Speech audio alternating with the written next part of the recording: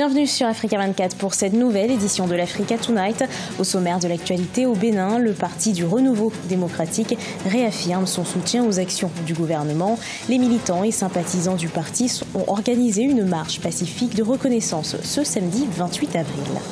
7,5 milliards de dollars, c'est le montant qui sera bientôt mobilisé pour le développement dans le Sahel. Ce financement permettra de coordonner l'action des organismes qui investissent dans des projets de développement dans cette région de l'Afrique du Nord. Et puis en Côte d'Ivoire, lors de la première édition d'Ivoire Humour Awards, les humoristes Joël Gadi et Amada Daiko ont été distingués. Ivoire Humour Awards se veut le plus grand prix de l'humour en Côte d'Ivoire. Mais tout d'abord, à Madagascar, l'opposition ne décolère pas.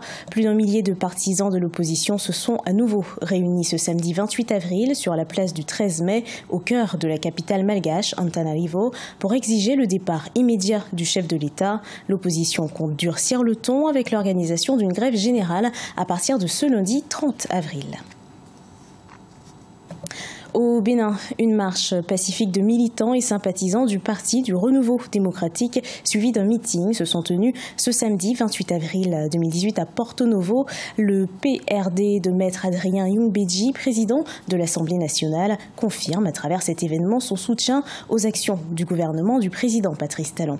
Reportage de Lefty Ounou commenté par Ibrahima Djoumaba. Au Bénin, le Parti du Renouveau démocratique PRD de Maître Adrien Youngbeji, président de l'Assemblée nationale, confirme son soutien aux actions du gouvernement.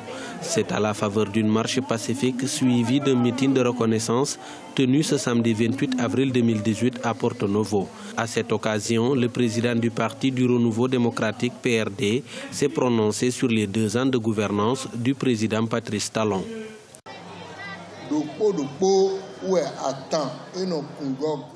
Comme on le dit si souvent, je cite, la bouteille de vin de palme se remplit goutte par goutte. Par conséquent, le développement d'un pays s'observe progressivement. Aucun pays ne peut se développer en 1 ou 2 ans. Le meeting de ce jour constitue pour nous une reconnaissance des actions du gouvernement du président Patrice Talon. Nous sommes fiers de sa gestion et on souhaiterait qu'il continue dans cette même dynamique.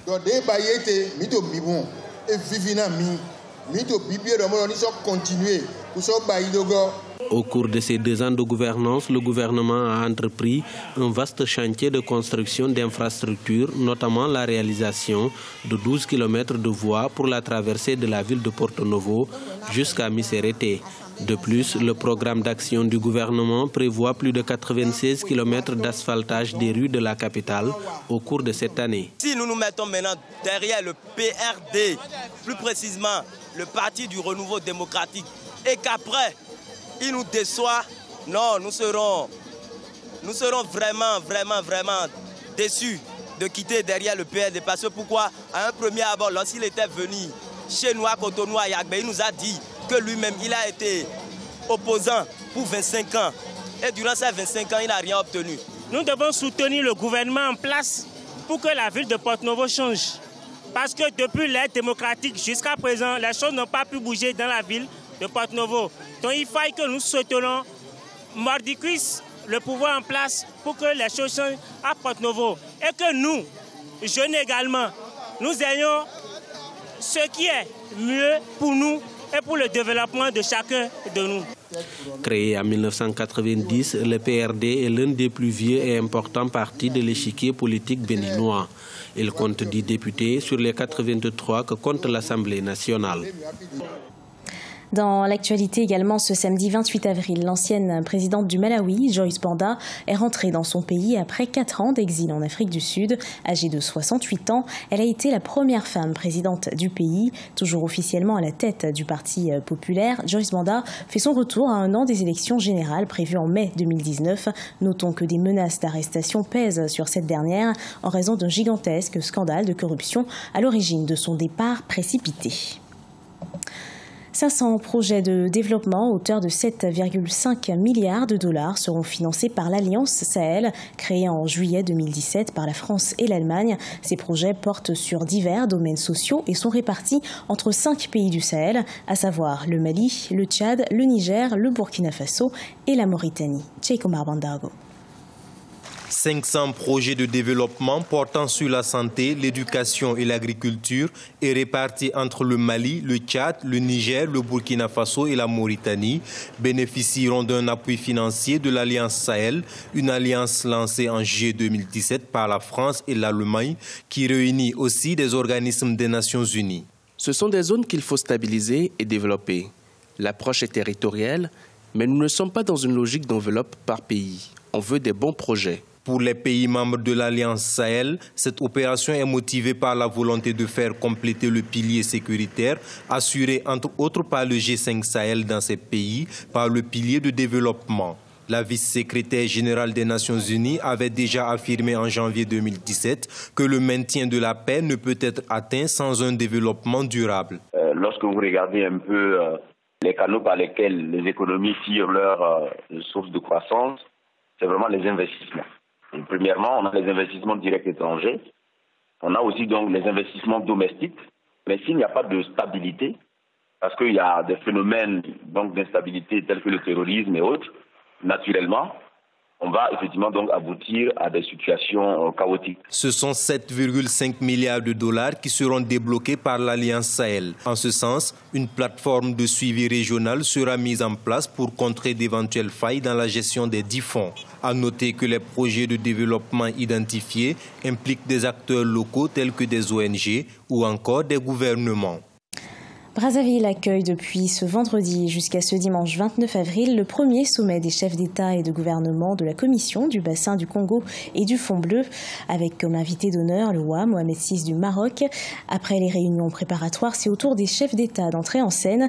Une dizaine d'entre eux, dont le président Macky Sall du Sénégal, Mahamadou Issoufou du Niger, Faustin Archange Touadéra de la Centrafrique ou encore Ali Bongo Ondimba du Gabon, sont arrivés ce samedi dans la capitale congolaise. L'objectif de la rencontre, décrété sur la base des travaux menés par les ministres de l'Environnement, les modalités concrètes d'opérationnalisation du Fonds bleu. Vous pourrez évidemment suivre cette rencontre de haut niveau en exclusivité sur Africa 24 ce dimanche 29 avril. Ce 27 avril 2018 à Abidjan s'est tenue la première édition d'Ivoire Humour Award. Les humoristes Joël Ngadi et Adama Daïko ont respectivement reçu le Grand Prix Ivoire Humour Award et le prix d'honneur Ivoire Humour Award. Cette première édition a distingué de nombreux humoristes à travers 15 catégories. Reportage de notre correspondant Oliva Diakotan.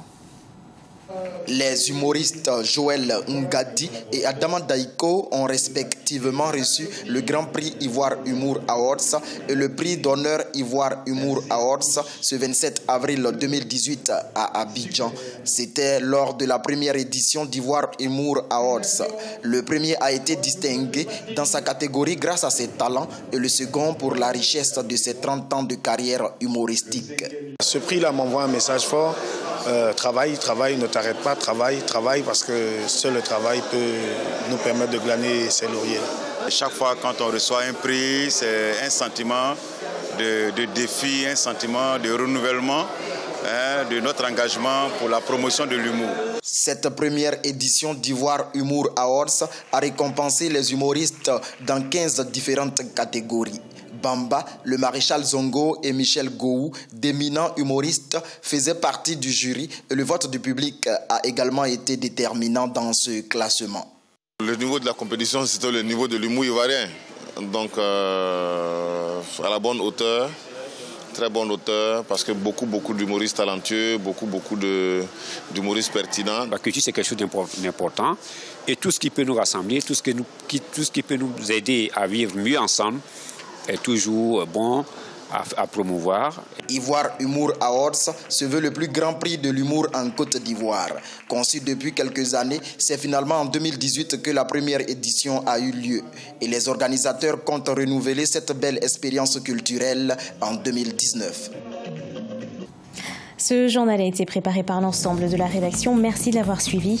Retrouvez dans un instant une nouvelle édition d'actualité sur Africa 24.